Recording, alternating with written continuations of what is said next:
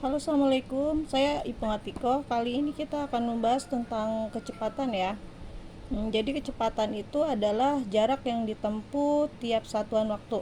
Rumus kecepatan itu adalah jarak yang ditempuh dibagi waktu tempuh.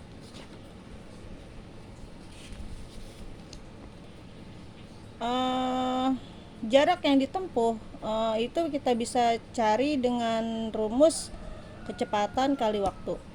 Ya, nanti kalau kita mencari waktu itu bisa dipakai rumus jarak tempuh dibagi kecepatan, atau kalau teman-teman ingin lebih cepat menghafal ya pakai ini rumus segitiga ini. Jadi jaraknya ditaruh di atas, kecepatannya di sini, waktunya di sini. Jadi nanti ketika kita cari jarak itu kita tinggal mengingat berarti kecepatan kali waktu. Terus kalau misalnya kita cari waktu berarti jarak dibagi kecepatan. Atau sebaliknya kita ketika mencari kecepatan berarti jarak dibagi waktu. Jadi lebih mudah mengingatnya ya. Biasanya dia dilambangkan J. J itu jarak ya, kilometer, K itu kecepatan, satuannya kilometer per jam. Nah, W-nya itu adalah waktu per jam ya. Jadi di sini biasanya ada dilambangkan dengan J itu sebagai jarak, K itu sebagai kecepatan, dan W itu sebagai waktu. Tapi ini bukan ini ya, jadi cuma untuk mengingat aja huruf-huruf J, K, dan W ini ya. Lalu J ini atau jarak ya, ini sama dengan kecepatan kali waktu. Jadi jarak, kecepatan kali waktu. Lalu kecepatan ya di sini jarak dibagi waktu. Lalu waktu adalah jarak dibagi kecepatan. Ya, jadi kalian lebih mudah mengingatnya ya. Oke, saya ambil contoh ya. Ini ada satu contoh soal cerita. Sebuah bis pergi dari kota C ke kota D dengan kecepatan 72 km per jam. Waktu yang dibutuhkan bis tersebut adalah 6 jam. Jarak kedua kota tersebut adalah, jadi yang dicari jarak ya. Jadi kalau kita mengerjakan soal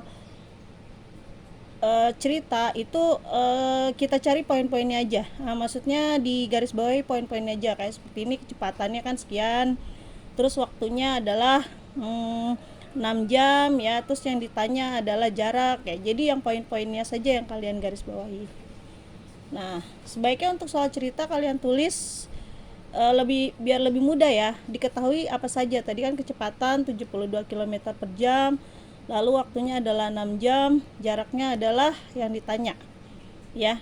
Nah, jarak yang ditanya itu adalah rumusnya kecepatan kali waktu, di mana kecepatan adalah 72 dan waktunya adalah 6 jam. Ini kebetulan satuannya setara ya, jadi 72 km per jam dan waktunya juga per jam. Jadi nanti kalau ada yang tidak setara misalnya waktunya dalam bentuk menit, nah itu harus disamakan dulu. Lalu tadi kembali ya, yang dicari adalah jarak, itu sama dengan kecepatan kali waktu. Jadi 72 sebagai kecepatan, waktu adalah 6, dikalikan hasilnya adalah 432 km ya. Ini jarak itu satuannya kebetulan di sini kilometer. Soal kedua, ini ada soal kedua ya. Ina menjemput adiknya di sekolah. Ia berangkat dari rumah mengendarai sepeda motor dengan kecepatan 50 km per jam.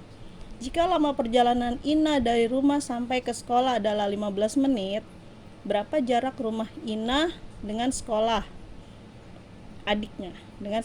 Jadi rumahnya Ina sama sekolah adiknya berapa jaraknya ya. Sama, ini kebetulan ditanya jarak ya.